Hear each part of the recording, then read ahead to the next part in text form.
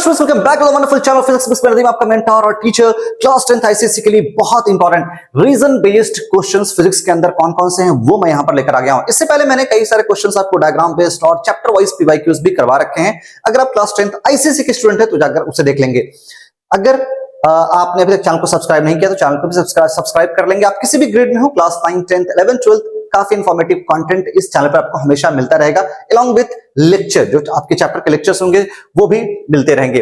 तो इससे पहले जो भी मैंने करवा रखा है वो भी आप जाकर देखेंगे और चैनल को सब्सक्राइब करेंगे। कौन कौन से इंपॉर्टेंट क्वेश्चन है जो आपके एग्जाम्स के लिए इंपॉर्टेंट है रीजन बेस्ड में, वो हम डिस्कस करने वाले हैं। आंसर्स भी मैं यहां पर आपको डिस्कस करूंगा जिससे मुझे लगता है कि कोई कॉम्प्लेक्स जिसके रीजंस हो सकते हैं। तो क्वेश्चन क्या है, why do the swimming pool, the first question, why do the swimming pool appears shallow than it actually is, what the phenomenon is responsible for it. अब सोचो क्या है आंसर। देखो, इस तरह के क्वेश्चन के लिए घबराना नहीं है आपको। जब भी हाइट डेप्थ की बात की जा रही है, इसका मतलब यहां पर रिफ्रैक्शन चैप्टर से क्वेश्चन है हमारा। चैप्टर कौन सा चैप्टर है ये? रिफ्रैक्शन। रिफ्रैक्शन। अब रिफ्रैक्शन में रियल डेप्थ, अपरेंट डेप्थ वाले कॉन्सेप्ट आपने पढ़े ही हैं, है ना। तो होता क्या है कि जब आप देख रहे हो डेप्थ को, बॉटम को, तो जो बॉटम से लाइट आ रही है वो रिफ्रैक्ट कर जाती है after coming from water into air, है ना। रिफ्रैक्शन के बाद जब आपकी आंखों में आएगी तो हमारी आंखें तो क्या होती है, बिल्कुल स्ट्रेट लाइन देखती हैं। तो ऐसा मालूम पड़ता है जो डेप्थ था ना वो थोड़ा ऊपर है, वो थोड़ा ऊपर है। अब इसके डायग्राम्स वगैरह आप जाकर देख लेंगे, मैं इसको समझा देता हूं एक बार डायग्राम बेस पे। अच्छा, आंसर्स जब आप लिखेंगे ना तो डायग्राम भी बनाएंगे। इस तरह के क्वेश्चंस में it is important to draw the diagram, ताकि आपका रिप्रेजेंटेशन अच्छा हो पाए और जो टीचर है देखने वाला वो भी अच्छे से समझ पाए। तो सपोज करो ये आपका स्विमिंग पूल है और ये पर्टिकुलर डेप्थ है, तो यहां से ये आपका पानी है। तो जो भी यहां से बच्चा, लेट मी शो यू, अगर लाइट कहां जा रही है, पानी से बाहर एयर में जाएगी, तो आप देखना थोड़ा वो बेंड करेगी। अब दो रेज लेना, अगर आप यहां से देख रहे हो ना, आपकी आंखों में लाइट आई, अगर यहां से देखोगे तो थोड़ा लाइट को पीछे करो और एक स्ट्रेट, क्योंकि दो लाइट रेज हम एज्यूम करते हैं, एक लाइट रेज हमने परपेंडिकुलर लिया, जहां पे दोनों लाइट रेज मिलेंगे ना, वहीं पर आपको इमेज बनता हुआ दिखेगा, यानी डेप्थ दिखेगा। तो मैं क्या दिखाना चाह रहा हूं कि light rays basically bend when it comes out of the water and it moves into air. अब बेंड करने के बाद ऐसा मालूम पड़ता है कि लाइट रे स्ट्रेट किसी पॉइंट से आ रहा है, और जहां से वो आ रहा है ना उसे हम मानते हैं कि वो बेसिकली अपीयर्ड डेप्थ है, जो कि एक्चुअल डेप्थ नहीं है। सो इसी का आंसर यहां लिखना है, और लिखने का तरीका पॉइंट में आंसर्स लिखेंगे। आप कोशिश करेंगे डायग्राम वाइज लिखें तो ज्यादा इफेक्टिव होगा। So when the light travels from one medium to another like air to water, it changes its speed.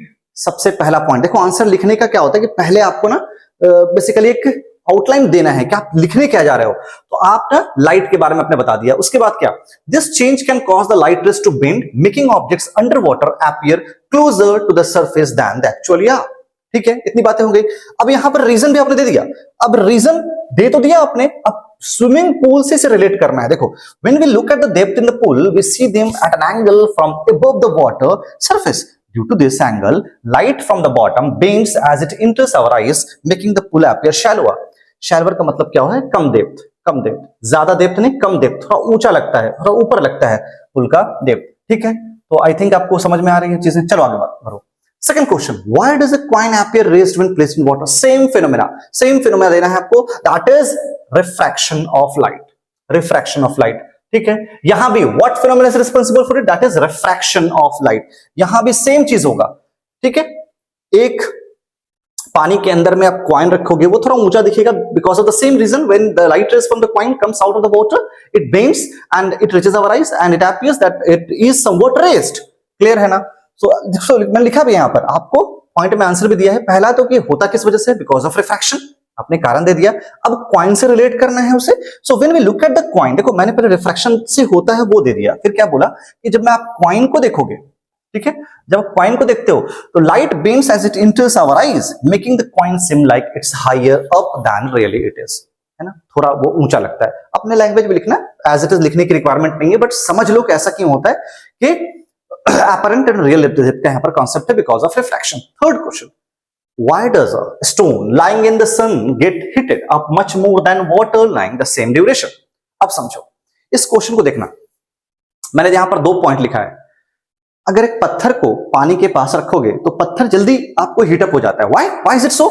देखो stone lying in the sun gets heated दो कारण से मेनली कंडक्शन अच्छा होता है इसमें स्टोन में। सेकंड कारण मैंने दिया है specific heat capacity. Specific heat capacity water की ज्यादा होती है। अच्छा क्या मतलब है स्पेसिफिक हीट कैपेसिटी का? देखो जिसकी स्पेसिफिक हीट कैपेसिटी ज्यादा होगी ना वो हीट धीरे धीरे होगा, है ना। हीट एब्जॉर्ब तो करेगा बट धीरे धीरे वो हीट अप होगा, है ना। वाटर की स्पेसिफिक हीट कैपेसिटी ज्यादा है स्टोन से, तो स्टोन तुरंत गर्म हो जाता है while the water takes time to heat up. Is that clear? तो सन के अंदर उसे रखोगे तो यही कारण है कि वो एब्जॉर्ब करेगा हीट को लेकिन राइज नहीं करेगा टेम्परेचर उसका वाटर का। हालांकि जो हमारे पास स्टोन होंगे तुरंत वो हीट अप कर जाएगा। तो यही कारण देना है why does the stone lying in the sun gets heat up much more than water because of the specific heat capacity and the conduction. तो इसी तरह से आपको आंसर पॉइंट में देना है। पहले मैंने क्या लिखा कि ऐसा होता है जब वो लाइट में आता है बिकॉज ऑफ सर्टेन प्रॉपर्टीज। क्या क्या प्रॉपर्टी है? कंडक्शन, हेडिंग, स्पेसिफिक हीट, दोनों पॉइंट मैंने यहां पर समझा दिया है। नेक्स्ट क्वेश्चन देखो, a fuse is always connected in the live wire of the circuit, explain the reason.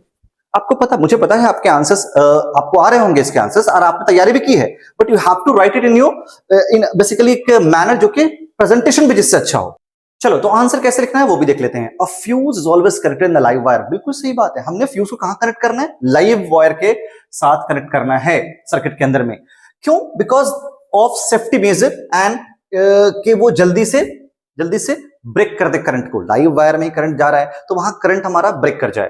देख लो, first the live wire carries the current that powers electrical devices. पहला देखो यहां ध्यान देना, मैंने अंडरलाइन भी किया है।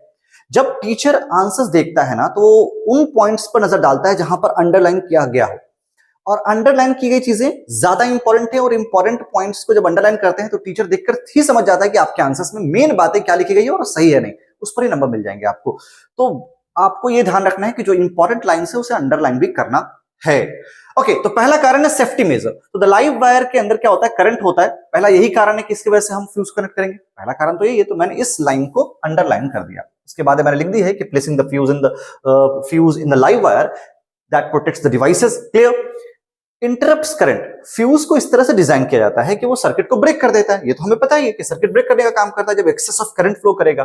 तो जब उसे हम लाइव वायर में रखेंगे, इसका मतलब ये है कि जब एक्सेस करंट लाइव वायर में आ जाए, बेसिकली एक्सेस ऑफ करंट आता है, तो वो टूट जाए, पिघल जाए, मेल्ट कर जाए। In that case the current gets interrupted. In that case clear है ना? समझ में आ रही बात है? तो दो कारण से हम यहां पर, आप साथ में भी लिख सकते हैं but remember that you need to write it in points. आप पॉइंट्स में चीजों को समझाएंगे। और जहां भी रिक्वायरमेंट है डायग्राम की, जहां पर लगता है डायग्राम बनाना जरूरी है, it is important to draw diagrams also to make your answers more effective. And ऐसा लगे कि आप ना आंसर्स पे वो प्रेजेंट कर रहे हो, टीचर से आप बातें कर रहे हो, उनको समझा रहे हो, है ना। आप उनको समझा रहे हो चीजें, ऐसे आंसर्स को प्रेजेंट करना है। चलो आगे बढ़ेंगे।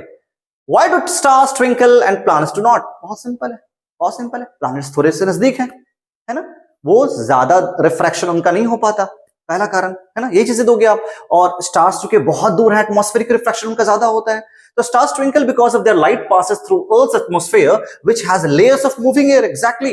This causes a straight starlight to bend or refract in different directions, making stars appear twinkle. अब ये मैं फिर से समझा रहा हूं आपको, इसके लिए डायग्राम बनाना है। आपने ये चीजें देखी भी होगी। अगर ये स्टार है हमारे पास, तो जो लाइट आ रही है ना, थोड़ी सी आते आते बेंड कर जाती है ना। आते आते आपको एटमॉस्फेयर से वो बेंड कर जाती है। तो जब आप यहां से देखते हो, बेसिकली आप देखते हो तो कहीं और से लाइट आ रही होती है, ऐसा मालूम पड़ता है। हम तो स्ट्रेट लाइन देखते हैं, ऐसा लगता है कहीं और से लाइट आ रही है। तो ये शिफ्टिंग होती रहती है स्टार्स की, लाइट की। तो इससे ये समझ में आता है यहाँ पे कि ट्विंकलिंग ऑफ स्टार्स हो रहा है, टिमटिमा रहे हैं हमारे तारे। हालांकि वो अपनी जगह पे हैं, because of reflection it keeps shifting its position. Now planets on the other hand do not twinkle as much because they are closer to Earth and their light does not have to pass through much atmosphere, है ना। much atmosphere से पास, basically atmosphere से ज्यादा पास नहीं करना होता, तो उनके अंदर रिफ्रैक्शन भी उतनी नहीं आती। ठीक है, बहुत बढ़िया। How does earthing prevent electrical shocks? आपको पता है अर्थिंग को हम इसलिए लगाते हैं ताकि डिवाइस में अगर कहीं पर भी कोई करंट वगैरह आ रहा है तो हम सेफ रहें, हमें शॉक ना लगे। तो अर्थिंग को क्यों हमें बचाता है अर्थिंग, है ना। देखो अर्थिंग का काम क्या है? Preventing the persons from receiving an electrical shock, है ना।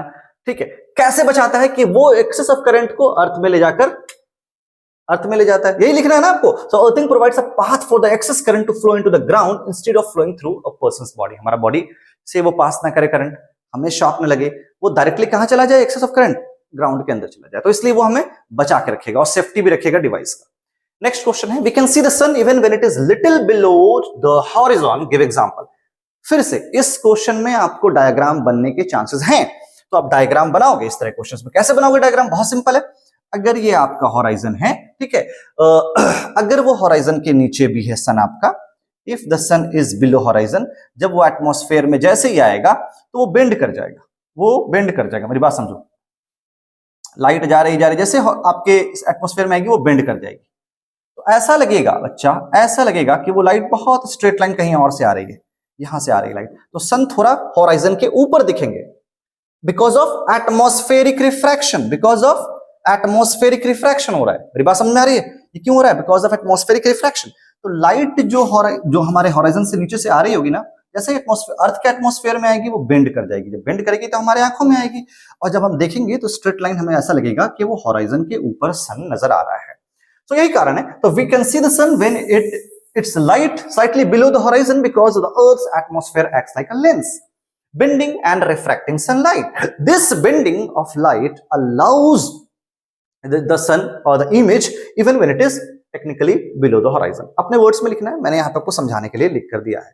समझ में आ रही बात है, समझ में आ रही बातें। डायग्राम भी इंपॉर्टेंट है इस क्वेश्चंस के लिए। नेक्स्ट क्वेश्चन देख लो, why is the earth pin thicker and longer than the other two. अगर आपने देखा हो थ्री पिन, अगर आपने थ्री पिन इस तरह का देखा हो तो ये थोड़े से लॉन्गर होते हैं, ये थोड़े से छोटे होते हैं। तो ये लॉन्गर और थिकर क्यों होते हैं, why it is longer and thicker.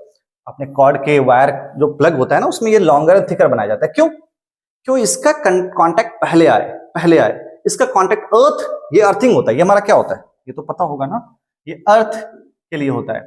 ये बच्चा हमारा न्यूट्रल फिर लाइव है ना, न्यूट्रल लाइव। तो न्यूट्रल और लाइव से पहले अर्थिंग वाले कनेक्शंस बन जाने चाहिए, जिससे कि अगर कोई फालतू के करंट वगैरह हो तो उससे आप बच पाओ, आपका अप्लायंस सेफ रहे। तो the earth pin is thicker and longer to ensure it makes contact with the earth terminal in the socket before the live and the neutral pins make contact with their respective terminal. वही बातें लिखी गई है, अपने words में answer देना। आगे बढ़ेंगे, why is it not advisable to use a piece of copper wire as a fuse in electric circuit. देखो, कॉपर की मेल्टिंग पॉइंट बहुत कम होती है और थोड़े भी करंट में वो पिघल जाएगा, तो इतना मेल्टिंग पॉइंट भी कम होना अच्छा नहीं है। इसके लिए हम क्या यूज करेंगे, leading to the basically normally alloys वगैरह यूज करते हैं वहां पर, ठीक है। इस तरह के आंसर्स लिखोगे। Why is ammeter connected in series circuit. हमें पता है वोल्ट मीटर को हमें पैरेलल कनेक्शन देना होता है, एमीटर को सीरीज में रखना होता है। एमीटर बेसिकली करंट मेजर करता है ना, तो कोई भी करंट में चेंजेस वगैरह ना आए, करंट आपका प्रॉपर्ली मेजर हो पाए, पूरे करंट आपका पूरी तरह से मेजर हो पाए। That's why we connect it in series. So it is connected in series in a circuit because it measures the flow of current through the circuit. अगर आपको पता है कि पैरेलल में क्या होता है, करंट तो हमारा बढ़ जाता है, करंट तो हमारा बढ़ जाता है, तो अगर पैरेलल में करेंगे तो वहां पर करंट पूरा सर्किट का नहीं आ पाएगा। So placing it in series allows the entire current to pass through the ammeter, providing an accurate measurement of the current flowing through the circuit. Clear है, आगे बढ़ेंगे। A radioactive substance is oxidized, will there be change in nature of the radioactive? नहीं, बिल्कुल नहीं। मैंने questions भी करवा रखा है आपके वैक्यूज वगैरह में। नेचर चेंज नहीं करता रेडियो एक्टिविटी में, बिकॉज ये तो न्यूक्लियर फिनोमेना है, न्यूक्लियस का फिनोमेना है, न्यूक्लियस वहां पे चेंज कर रहा है। न्यूक्लियस ऑफ एन एटम, ये भी आप अंडरलाइन कर दोगे जब आंसर लिखोगे अगर इस तरह के क्वेश्चंस के लिए, तो ये अंडरलाइन करोगे, ठीक है। और वहां पे प्रोटॉन्स और न्यूट्रॉन से रिलेटेड सारे चेंजेस आपको देखने को मिलते हैं, है ना। चलिए, इसीलिए नेचर में कोई चेंज नहीं आता। Next question, explain why the motion of a body which is moving with the constant speed in a circular path is said to be accelerated. आपको पता है एक सर्कुलर पाथ पे हर बार डायरेक्शन चेंज कर रहा है। देखो, हर बार आपका डायरेक्शन चेंज कर रहा है, तो मुझे पता है कि डायरेक्शन चेंज करने पर वेलोसिटी भी हमारी चेंज होगी, एक्सेलरेशन होगा वहां पर। Velocity is a vector quantity, acceleration is a vector quantity, is that clear. तो यूनिफॉर्म सर्कुलर मोशन को हम एक्सेलरेटेड मोशन भी इसीलिए कहते हैं कि स्पीड तो कांस्टेंट है, स्पीड आपका कांस्टेंट होता है but not the velocity, and that's why it is called uniformly accelerated motion. Clear है? तो since the direction of the body's velocity changes in a circular path, it experiences acceleration known as centripetal acceleration towards the center of the circle. तो इतना लिखने की requirement नहीं कि centripetal acceleration है, you can simply write it down that it is a accelerated motion because of the changing direction at each point. Circle में हर बार direction change करता है, that's why is the work done by a fielder when it why the work done by a fielder when that he catches a catch in a cricket match. बहुत बढ़िया।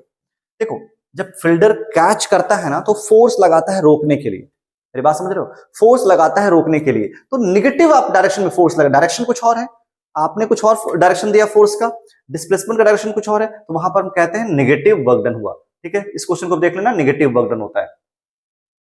मैं इसका PDF भी provide कर दूंगा, Telegram channel पर जाके वहां पर पीडीएफ भी आप ले सकते हो, आप पीडीएफ अगर आपको चाहिए तो मैं वहां पर दे रहा हूं। Why is the mechanical advantage of a lever of the second order is greater than 1? देखो क्या होता है मैकेनिकल एडवांटेज का फॉर्मूला, एफर्ट आर्म बराबर लोड आर्म, एक फॉर्मूला है ना। अब देखो अगर एफर्ट आर्म आपका ज्यादा हो तो कभी भी वैल्यू मैकेनिकल एडवांटेज कितनी आएगी, ग्रेटर देन 1, हमेशा ये ग्रेटर देन 1 आएगा, ग्रेटर देन 1। मेरी बात समझना, अगर ये ऊपर वाली वैल्यू न्यूमरेटर, हमारी न्यूमरेटर की वैल्यू ज्यादा होगी तो हमेशा 1 से ज्यादा आएगा। तो यही कारण है in case of second class lever the effort arm is basically greater than load arm. Clear, यही कारण है कि आपका मैकेनिकल एडवांटेज हमेशा 1 से ज्यादा आता है। Why is the red colour used as a signal sign of danger? Wavelength की वजह से, वेवलेंथ की वजह से, due to greater wavelength, higher wavelength, right. Red light की वेवलेंथ ज्यादा होती है, ठीक है, रेड लाइट की वेवलेंथ ज्यादा होती है, इस वजह से वो दूर से नजर आ जाएगा। Why is white light considered to be polychromatic? Polychromatic का मतलब क्या होता है, एक से ज्यादा कलर वाले। मोनोक्रोमैटिक एक कलर के, सिंगल कलर वाले को कहते हैं मोनोक्रोमैटिक। पॉलीक्रोमैटिक का मतलब होता है, ये सारे पीवाईक्यूज हैं, ये सारे 2020 2017 में पूछे गए हैं सारे क्वेश्चंस। देखो white light is considered 7 colours, आपको पता है, आपको दिखाना भी पड़ेगा कि जब डिस्पर्जन होगा तो white light breaks into splits into 7 different colours, इस वजह से उसे हम पॉलीक्रोमैटिक कहते हैं। Why are infrared radiation preferred over ordinary visible light for taking photograph in fog? Photography जब फॉग में लोगे ना तो होता क्या है कि आपको पेनिट्रेटिंग पावर ज्यादा है इंफ्रारेड रेडिएशन की, बिकॉज ऑफ लॉन्गर वेवलेंथ, है ना। इसलिए normal visible light basically use नहीं करेंगे, फॉग जब हो तब, ताकि फॉग में लाइट तो पास करेगी नहीं, है ना, तो फोटोग्राफी भी अच्छी नहीं आएगी। तो अगर फोटोग्राफ लेना है किसी चीज का तो इंफ्रारेड रेडिएशन वहां पर यूज करेंगे। Why does the sun appear red at sunrise? The sun appears red, आपको पता है सनराइज के वक्त में सारे तो बिखर जाते हैं, जो आंखों में लाइट आ रही है वो रेड आ रही है, because of the scattering of the shorter wavelength light by particles, blue, violet, ये सारे के सारे बिखर गए। शॉर्टर वेवलेंथ, आपको पता है scattering is inversely proportional to wavelength. कम वेवलेंथ होगा ज्यादा स्कैटर करेंगे, ज्यादा स्कैटर करेंगे, कम वेवलेंथ होगा ज्यादा स्कैटर करेंगे। तो ब्लू और रेड, ब्लू और वॉयलेट, इन सबकी वेवलेंथ कम होती है, तो कम होती है तो स्कैटरिंग ज्यादा होगा। तो because of the scattering of the shorter wavelength light by particles the sunlight has to pass through a thicker layer. अब ये समझना, अब जो आंखों में आ रही है बात, कौन सी लाइट आ रही है, कौन सी लाइट आ रही है, जब सनलाइट आ रही है सुबह के वक्त, बहुत दूर से आती है ना। अब सुबह और शाम के वक्त, इन इवनिंग एंड मॉर्निंग, दोनों केसेस में बहुत लेयर से गुजरना होता है सनलाइट को, उस बीच में सारे कलर्स तो बिखर गए, आंखों में क्या आ रहा है आपके, रेड कलर आ रहा है। So scattering away the shorter wavelengths like blue and green, living behind the longer wavelengths like red and orange. इस तरह वजह से आपको देखने को मिल रहा है, ठीक है, मेरी बात समझ में आ रही है आपको। चलिए आगे बढ़ते हैं। Why does the amplitude of a vibrating body continuously decreases during a damped vibration? देखो damped vibration होता क्या है, फ्रिक्शन की वजह से या किसी भी कारण से एनर्जी का लॉस होता है, इस वजह से वो धीरे धीरे रेस्ट पे आ जाता है हमारी बॉडी, ठीक है, तो वहां पर आपको एम्पलीट्यूड भी कम होता जाएगा। तो ये सारे क्वेश्चंस थे पीवाईक्यूज के आपके, जो के बेसिकली रीजन बेस्ड क्वेश्चन थे and which are important for your exams also. So do revision of all those questions, एक बार रिवीजन कर लें अच्छे से, खुद से पढ़ लें, अपने वर्ड्स में आंसर दें, मैं पीडीएफ टेलीग्राम पे प्रोवाइड कर दूंगा, और आप एग्जाम्स की तैयारी रिलैक्स होकर अच्छे से करेंगे, अच्छे नंबर लेकर आएंगे। मिलते हैं अगली वीडियो में, अगली इंफॉर्मेटिव वीडियो में। बहुत सारे इंफॉर्मेटिव कंटेंट आपको चैनल पर मिलते रहेंगे। अगर आप नए हैं, चैनल को सब्सक्राइब करेंगे, शेयर करेंगे दोस्तों के साथ, और लाइक करके कमेंट करना बिल्कुल ना भूलेंगे आपको कैसा लगा वीडियो, और आपको क्या कंटेंट चाहिए, आपको क्या कुछ पूछना है मुझसे, आप मुझसे बातें करना चाहते हैं, टेलीग्राम पे जाकर आप ग्रुप में ज्वाइन कर लेंगे, और टेलीग्राम का लिंक डिस्क्रिप्शन में है। Thank you everyone, bye.